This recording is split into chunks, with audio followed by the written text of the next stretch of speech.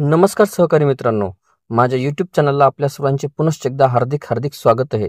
आपण जर सरकारी कर्मचारी किंवा पेन्शनधारक किंवा कुठेही शासकीय सेवेत नोकरीला असा तर ही खास बातमी मी आपल्यासाठी घेऊन आलेलो आहे.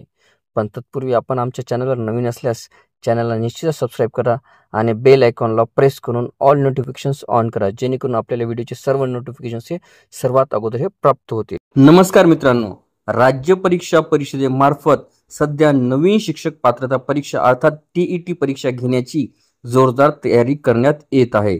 नोव्हेंबर महिन्यामध्ये 23 तारखेला संबंधित परीक्षा ऑफलाईन पद्धतीने घेण्यात येणार असल्याची माहिती राज्य परीक्षा परिषदेतील अधिकाऱ्यांनी दिली आहे.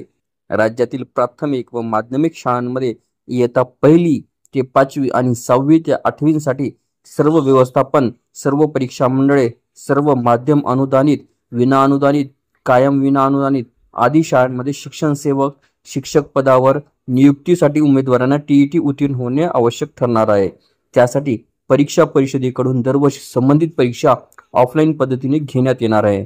TET परीक्षेचा अर्ज उमेदवारांना ऑनलाईन भरावा लागणार आहे, परंतु संबंधित अर्ज भरत असताना त्यांना अडचणीचा सामना करावा.